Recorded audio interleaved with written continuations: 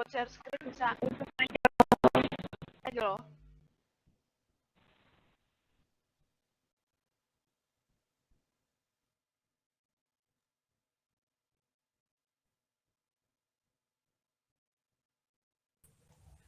Cek.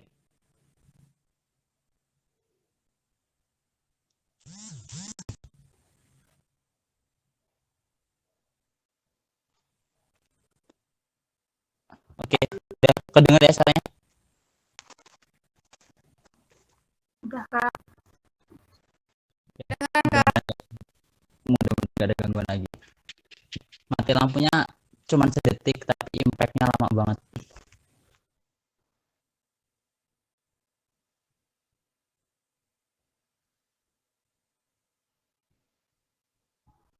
Oke, masih ada pertanyaan nggak terkait KI-nya?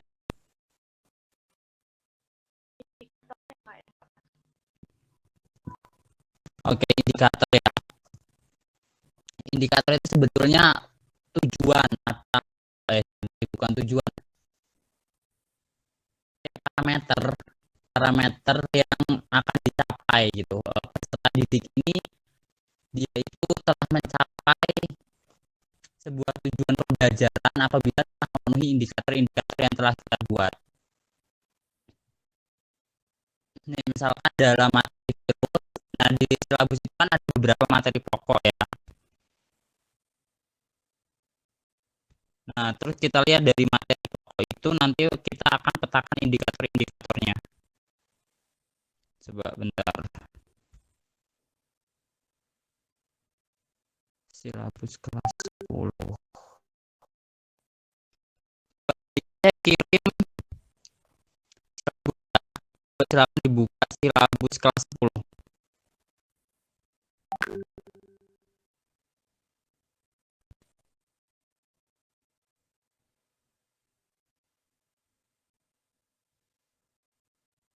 Udah yang bisa?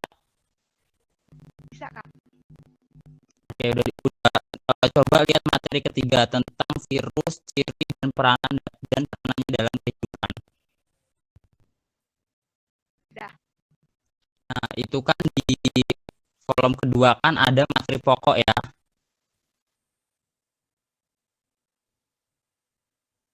Nah, materi pokoknya kan di situ pertama ada ciri-ciri virus, struktur, terus yang kedua ada kasus-kasus penyakit, ketiga peran virus dalam kehidupan, terus yang keempat jenis partisipasi remaja dalam menanggulangi HIV dan AIDS. Nah, itu untuk materinya. Nah, untuk indikator sendiri nanti juga ini ada sampai ke KD4. Ya, materinya aja untuk materi pokoknya. Nah, materi pokok yang pertama terkait ciri-ciri virus, ciri-ciri dan struktur virus. Nah, berarti indikatornya itu peserta didik. Coba di sini nggak usah peserta didik, langsung mengidentifikasi ciri dan struktur virus. Nah, jadi ketika nanti peserta didik udah bisa atau mampu mengidentifikasi ciri dan karakteristik virus, maka peserta didik itu dianggap telah menguasai materi yang telah diberikan atau dapat menerimanya dengan baik. Jadi kalau mau buat indikator bisa lihat dari situ, dari materi pokok. Terus yang kedua ada kasus-kasus penyakit. Oke, nah kalau di sini saya nggak langsung buat di sini, cuman saya juga selain lihat dari materi pokok yang ada di silabus juga bisa lihat materi dari buku yang kalian gunakan. Misalkan di bukunya apa? Nah, ini untuk buku yang saya gunakan ini, untuk yang kedua itu adalah materinya tentang replikasi virus. Jadi di sini menjelaskan tahapan-tahapan replikasi. Kalau lihat di silabus kasus-kasus penyakit yang disebabkan oleh virus, berarti di sini juga bisa buat indikator tentang penyakit apa saja ya, atau menjelaskan penyakit-penyakit yang disebabkan oleh virus, misalkan seperti itu. Terus mengklasifikasikan virus. Nah, ini juga sama karena di buku yang saya gunakan itu ada materi tentang pengklasifikasian virus. Nah, maka saya buat indikator terkait mengklasifikasikan virus dengan tujuannya peserta didik mampu menjelaskan klasifikasi sifat merugikan dan manfaat virus.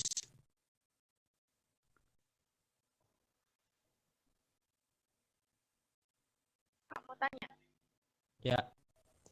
kan indikatornya itu kita lihat dari materi. Hmm.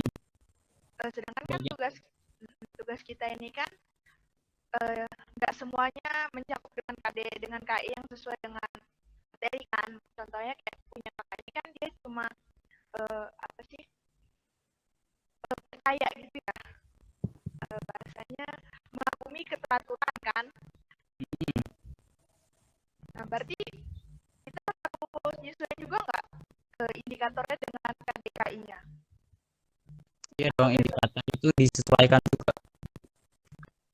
Nah ini kan di sini kan misalkan nih tiga, di ketiga ini kan dia terkait kognisi ya. Kognisi itu kan berarti tentang kecerdasan si peserta didik.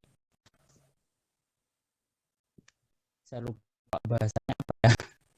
Kan kalau di pembelajaran itu biasanya kan ada ranah afektif, psikomotorik, terus kognitif ya. Nah ya kognitif atau kognisi. Nah di KD3 kita membahas tentang kognisi, berarti kecerdasannya, kemampuan peserta didik dalam memahami suatu materi pembelajaran. Nah kalau di KD3 ya ini contohnya kayak mengklasifikasikan, mengidentifikasi, terus menjelaskan peranan virus dan sebagainya. Nah sedangkan di KD1 ini kan tentang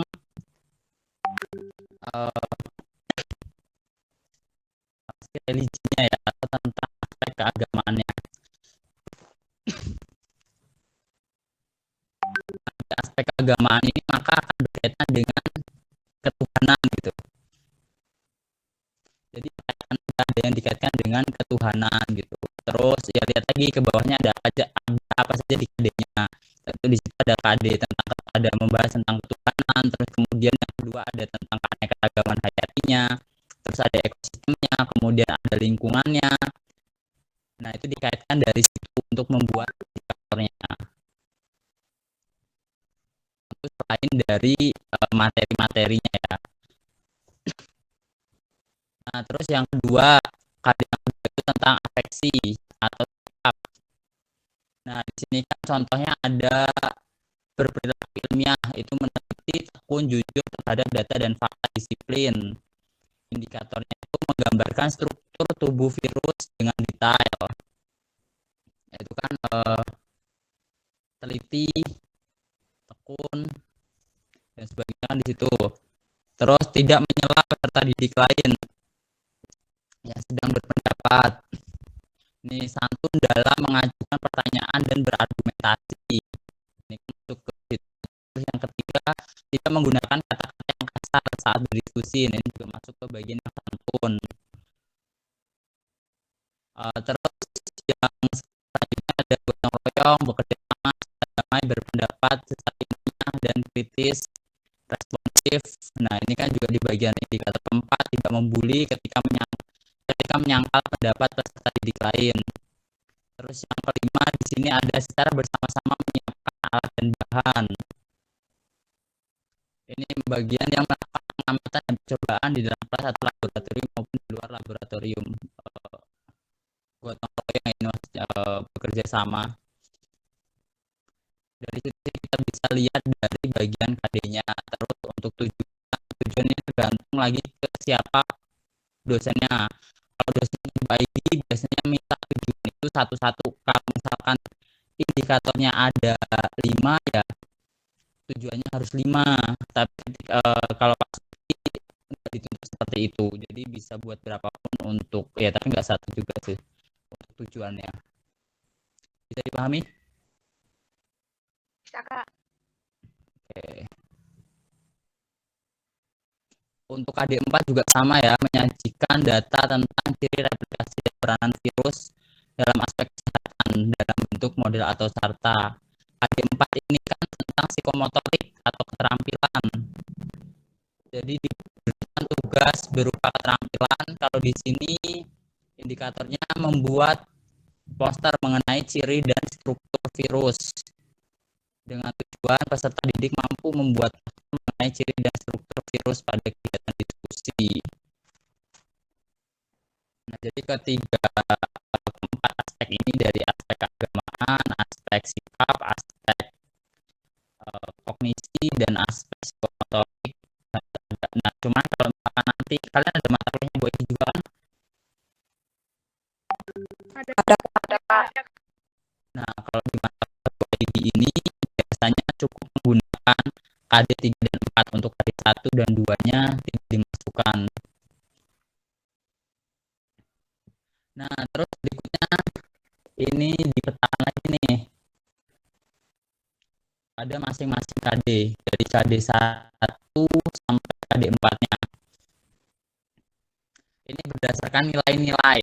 Jadi dalam pembelajaran itu ada, nah KD 1 itu tadi kan aspek religi ya, keagamaan. Nah, di sini nilai keagamanya itu apa? Kemudian yang kedua dari nilai sikap atau sosialnya bagaimana?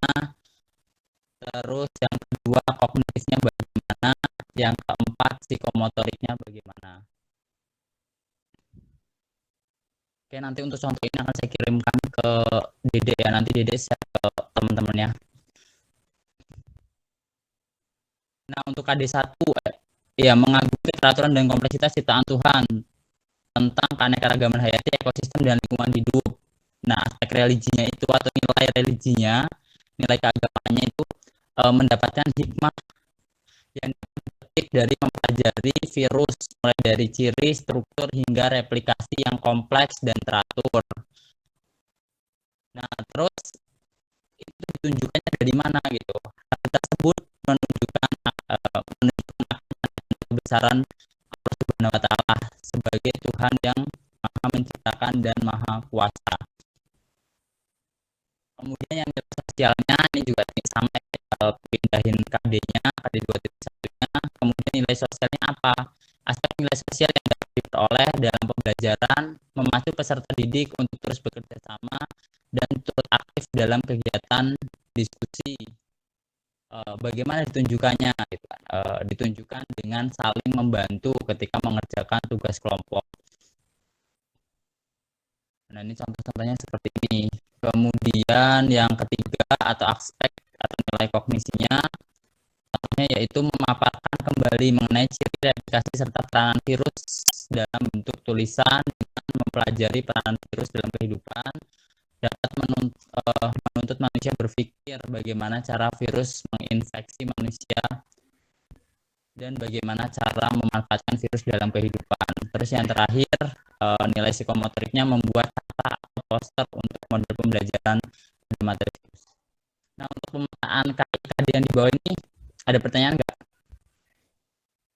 Kak, mau bertanya Kak, Oke. itu yang ditulis berarti kan nanti kita itu tuh kan kayak di Excel itu kan kita cuma dapat KD 3 sama KD 4. Itu harus Ya, tulis KD 1, KD 2 juga atau nggak usah Kak? sama harus ditulis, jadi harus dipetakan kayak yang di atas. Untuk pembagian tadi yang KD 3 dan 4 itu pembagian materinya. Materinya nanti materi apa?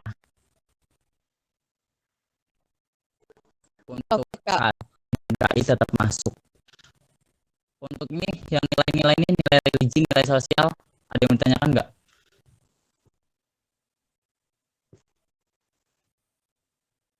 Kalau ini, kalau misalkan ada yang sebenarnya ini agak sulit kalau misalkan buat sendiri, harus ada rujukan.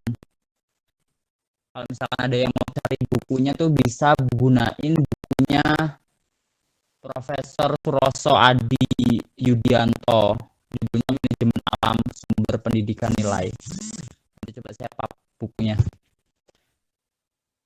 kalau misalkan kalian mau cari. Kalau misalkan kalian bisa buat sendiri ya nggak apa-apa, lebih bagus. Nah, terus yang kedua, nah selanjutnya itu materi pembelajaran ya. Untuk materi pembelajarannya kalian lihat aja dari materi-materi pokoknya apa saja. Masukkan di sini, kemudian tulis secara singkat isinya, nggak usah terlalu banyak. Oke, di sini materinya tentang virus, itu ada ciri dan struktur virus, kemudian reproduksi atau replikasi virus, klasifikasi virus, kehidupan, kemudian bahaya HIV/AIDS, cara pencegahan. Oke. Nah, hanya itu sih untuk bagian materi, nggak terlalu banyak, tapi nggak hanya ditulis poin-poinnya ya, maksudnya tetap dibuat isinya, materinya, cuma secara singkat, diambil poin-poin penting aja.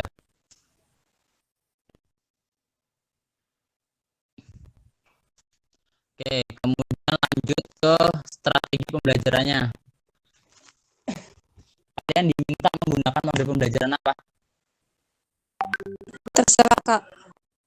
Kok terserah? Bebas nggak sendiri. Bebas ya?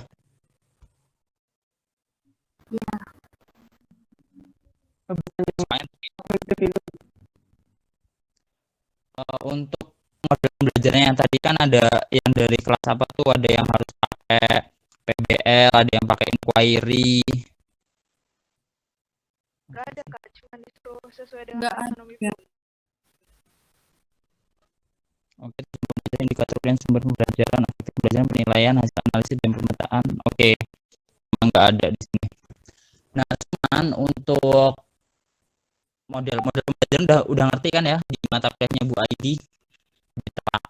Sorry, ya harusnya udah ada di mata kuliahnya Bu Aidi atau di mata kuliah yang lalu lah, strategi pembelajaran, bukan strategi sih, strategi pembelajaran juga kan udah ada, terus di mata kuliah TPA juga biasanya udah ada terkait model pembelajaran. Nah, kalau di sini dicontohkan adalah modelnya discovery learning. Cuma nanti dipelajari lagi terkait penggunaan model pembelajaran pada masing-masing materi. Jadi tidak semua materi itu relevan dengan materi itu hanya relevan dengan model-model pembelajaran tertentu. Jadi misalkan materi-materi yang memiliki tagihan praktikum gitu, umumnya menggunakan discovery learning ataupun inquiry gitu.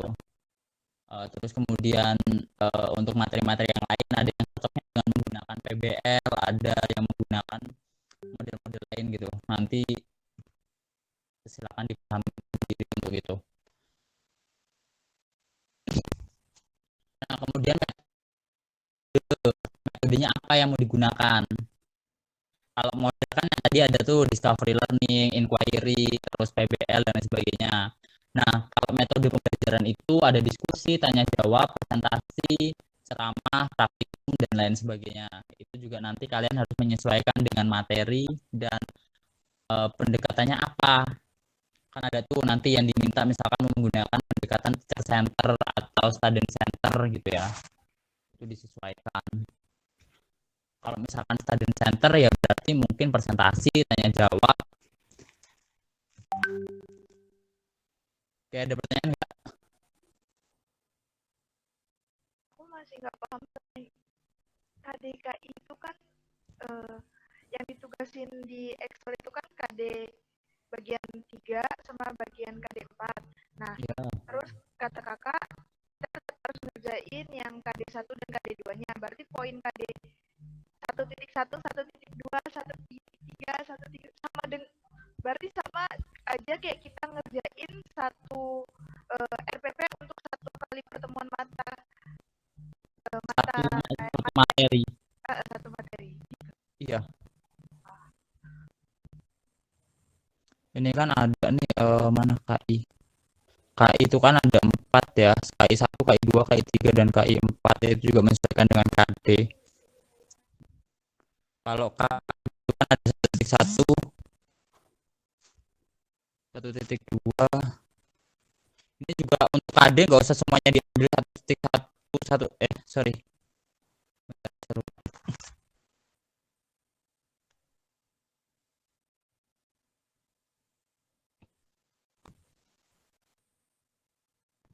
Untuk KD 1.1. Nah, untuk KD-nya, KD 1 itu cukup ambil KD 1.1. Kemudian KD2-nya ambil KD 2.1. Terus kemudian KD3 dan KD4 sesuai yang sudah dibagikan. Jadi untuk untuk KD1 dan 2-nya ambil satu aja di bagian 1.1 dan 2.1. Jangan semuanya. Semuanya banyak banget itu. Oke ya. Bisa dipahami ya? Bisa Kak. Kak, kalau KD yang 3 sama KD 4 itu tadi, misalkan kita dapat yang KD apa yang 10 kayak gitu, itu berarti cuman yang punya kita aja kan, yang 3.1-nya gitu nggak usah ditulis, nggak apa-apa kan ya? Ya nggak usah, punya aja. Misalkan kamu dapatnya KD 3.1 dan 4.1, ya udah yang diambil 3.1 dan 4.1. Karena kan KD 3.1 itu kan materinya apa? Kalau misalkan kamu ambil nulis yang lainnya, itu materinya jadi banyak lagi. Itu kalau KD 3 dan KD 4 itu sudah masuk ke materi tertentu. Maksudnya tuh kayak tagihannya kan udah jelas kalau di KD 3 dan KD 4 itu materinya. Oke ya, bisa dipahami ya? Ya Kak. Yang ini enggak?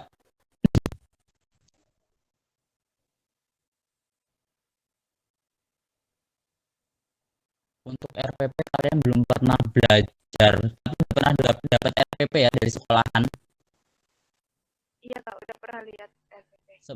Soalnya RPP ini sangat penting ya, kalian tuh benar-benar harus bisa sebetulnya dalam pembuatan RPP, karena nanti kalian PPL semester depan, dan PPL itu tagihannya nggak cuma RPP, nanti ada RPP, ada program semester, ada program tahunan, ada analisis hari efektif dan sebagainya, dan itu cukup rumit. Nah, kemudian tadi strategi, terus sumber media dan sumber belajar. Kalau media itu alatnya apa saja yang menggunakan, misalkan ada proyektor, laptop, terus ada PowerPoint, terus ada mungkin lembar diskusi. Nah, kalian nanti ini kan evaluasi ya, evaluasi tentu ada, mungkin nanti ada yang bikin lembar diskusi peserta didik atau lembar kerja peserta didik. Itu kan juga nanti sesuaikan dengan materi. Kemudian sumber belajar itu buku yang kalian gunakan. Kalau di sini saya menggunakan bukunya, ini buku SMA ya, karena kan materi SMA, jadi bukunya buku SMA. Ada buku kelas 10. Bukunya tulis teori ini. Kemudian Ari Wibowo. Untuk buku kalian bisa dapetin buku download di BSE, buku sekolah elektronik. Tinggal cari aja misalkan biologi kelas 10, BSE biologi kelas 10 gitu, nanti ada kok banyak buku-buku seperti ini. Oke, bisa dilanjut ya. Ya Kak. Lanjut ke kegiatan pembelajaran. Nah, untuk kegiatan pembelajaran ini kita mengacu ke model apa yang kita gunakan. Berarti kembali lagi ya ke modelnya. Karena kan setiap model belajar itu memiliki sifat yang berbeda-beda. Hari ini juga sepertinya.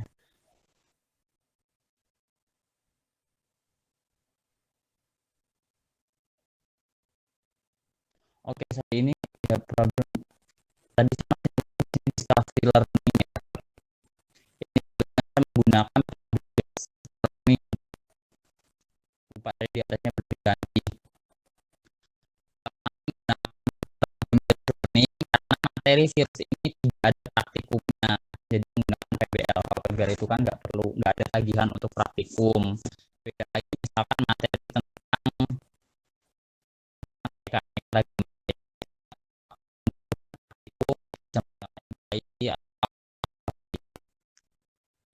nah, untuk sendiri menyesuaikan dengan modelnya. Kali ini saya menggunakan model PBL. Untuk sintak PBL ini ada kan. Pertama kegiatan pendahuluan. Nah, kegiatan pendahuluan itu ada pendahuluan, apersepsi, motivasi, penyampaian tujuan, terus mengorientasikan peserta didik, terus mengorganisasi peserta didik untuk belajar, dan seterusnya. Nah, kemudian alokasi waktu. Nah, dalam silabus itu kan udah ada tuh berapa JP-nya itu berapa dalam satu pertemuan. Untuk materi virus itu alokasi waktunya 2 kali 4 JP. 2 kali 4 JP berarti kalau tingkatan SMA 1 JP-nya itu, nah satu pertemuan itu 4 JP, berarti dalam 1 minggu itu 4 jam pertemuan. 1 jam pertemuan itu 1 JP-nya itu sama dengan 45 menit. Berarti kalau 4 JP ya tinggal dikalikan 45 kali 4 1 minggu. 45 kali 4 berapa jam itu berarti tinggal dibagi 2. Pertama, pendahuluannya itu kayak pendidik membuka, ya biasa kalau misalkan sekolah ataupun kuliah gitu kan, dosen atau gurunya membuka, mengucapkan salam, kemudian berdoa, terus misalkan menanyakan kabar dari peserta didik, kemudian mengabsen dan seterusnya. Itu untuk kegiatan pendahuluan. Kemudian apersepsi. Apersepsi itu kayak kegiatan mengulang atau mengingat kembali materi yang telah diberikan, terus dikaitkan dengan materi yang akan dipelajari pada hari itu. Nah, di sini misalkan itu pendidik memberikan persepsi dengan mengulas materi yang telah dipelajari sebelumnya tentang keanekaragaman makhluk hidup dan menghubungkan keterkaitan dengan materi virus dan memberikan pertanyaan untuk menggali pengetahuan awal. Nah, ini sebenarnya nanti sama aja dengan materi dengan di mata kuliah micro teaching, tidak berbeda jauh. Mau download juga banyak contohnya di internet untuk yang seperti ini. Saran saya daripada kalian pusing di 2 mata kuliah ini, kalian bisa menggunakan 1 RPP gitu kan. Satu dikumpulkan ke Pak Supri, kemudian dikumpulkan ke Bu ID, dengan 1 RPP kalian bisa menyelesaikan 2 tugas di mata kuliah yang berbeda. Nah, ini misalkan memberikan pertanyaan untuk menggali pengetahuan awal peserta didik. Misalkan menanyakan tentang kenapa bisa terkena flu, terus apa yang diketahui tentang virus, apa yang kalian ketahui tentang ciri-ciri virus. Itu hanya pengetahuan dasar dari peserta didik untuk kita tahu bahwa mereka udah tahu virus itu apa. Ada pertanyaan nggak?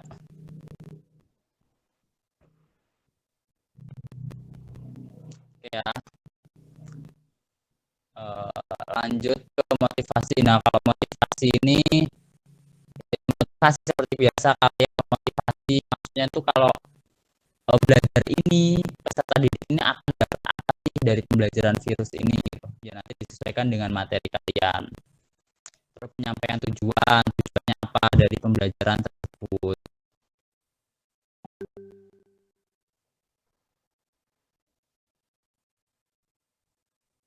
Nah, kemudian lanjut ke kegiatan inti. Kegiatan inti untuk PBL itu pertama mengorientasikan peserta didik pada masalah. Peserta didik memberikan artikel yang berkaitan dengan permasalahan virus. Peserta didik mengkaji permasalahan yang berkaitan dengan materi virus. Terus mengorganisasi peserta didik untuk belajar. Ini apa saja nantinya akan dilakukan di dalam kelas.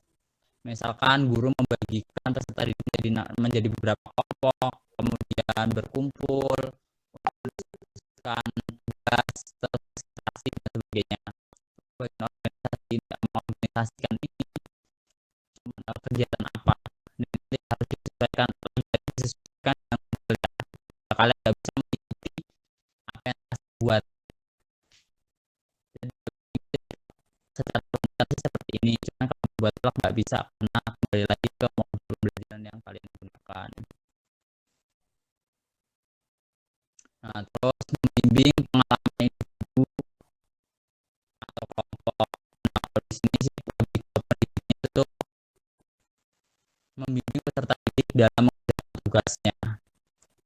Nah, ini karena pendekatannya materi dan di mana sih peserta didik yang aktif hanya berlaku sebagai fasilitator atau hanya memberikan bantuan kecil, memberikan penjelasan kecil, bukan aktif bersama.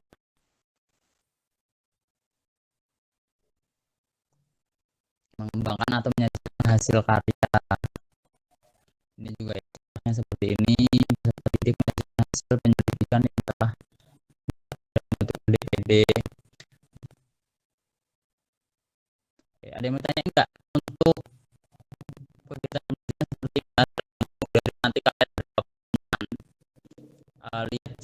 lihat ada di siapapun yang kalian punya tadi sesuai dengan materinya. Untuk slide-nya sama.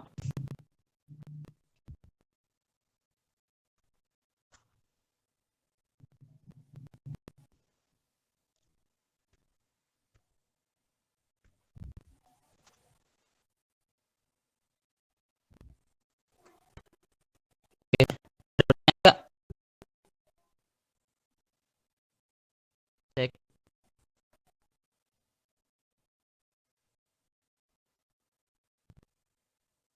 Kayaknya Mulai bingung ya. Oke, ini cara saya kirimkan contoh ini. Nanti silakan kalian pahami sendiri.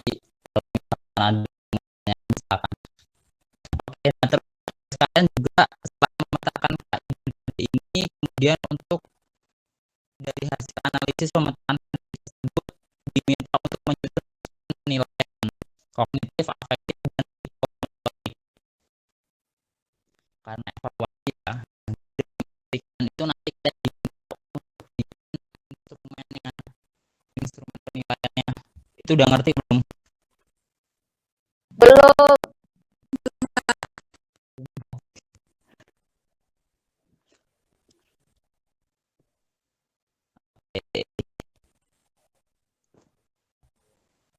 Agak lumayan ini karena kan dari jadi enggak materi-materi yang teroleh kali dapat. Oke, untuk ini ya mungkin untuk kita saya nggak ngerti.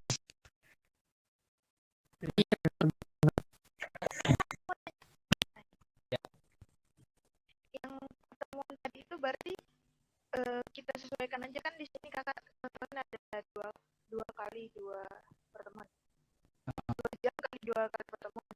Jadi kayak punya saya kan itu 6 minggu kali 2 kali pertemuan. mungkin materinya apa? Nah,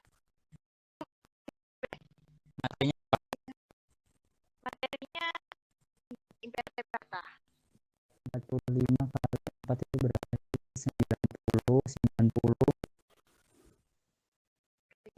berarti 180. makanya berarti 6 kali Ya, bikin 6 pertemuan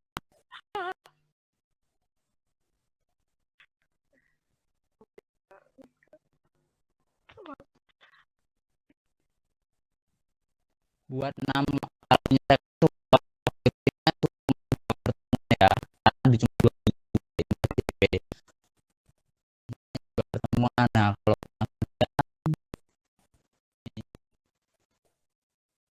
dua kali 45 menit berarti kalau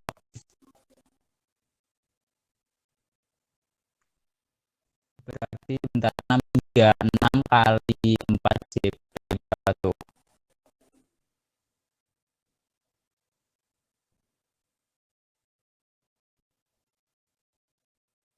Banyak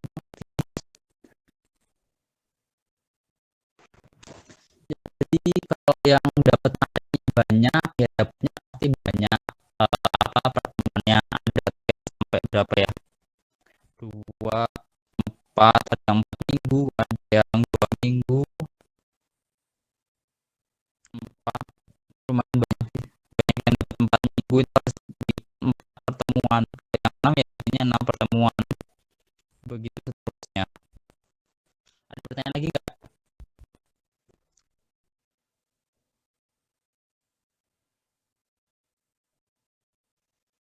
Kalau nggak ada pertanyaan, mau kasih lihat tentang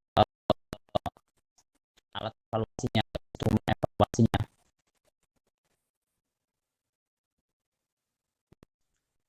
Bisa geser ya nanti ke evaluasinya. Iya Kak. Oke, ini sekalian saya pegang contoh untuk tugasnya Pak. Nanti saya juga berjanji sama adik mau jelasin tugasnya bagi dia deh.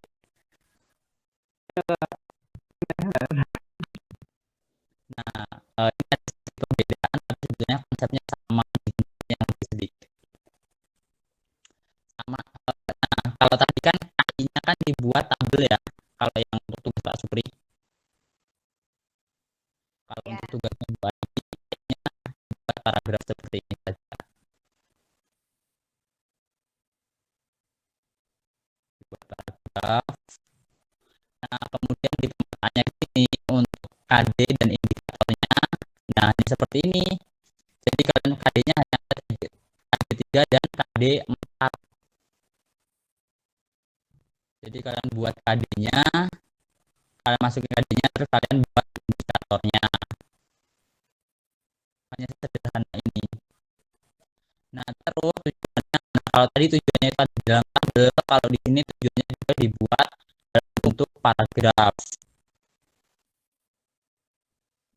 Seperti ini. Nah, tadi yang sudah saya katakan, kalau di Bu ID itu biasanya disesuaikan antara jumlah indikator dan jumlah tujuan.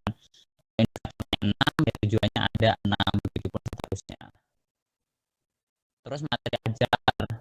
Kalau materi ajar biasanya di sini lebih simpel. Sama sih kalau materi ajar dimasukkan poin-poin terpentingnya saja.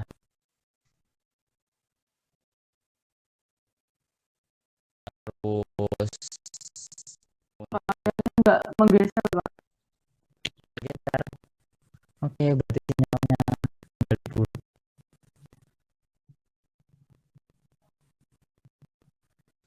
Coba saya ulang share screen.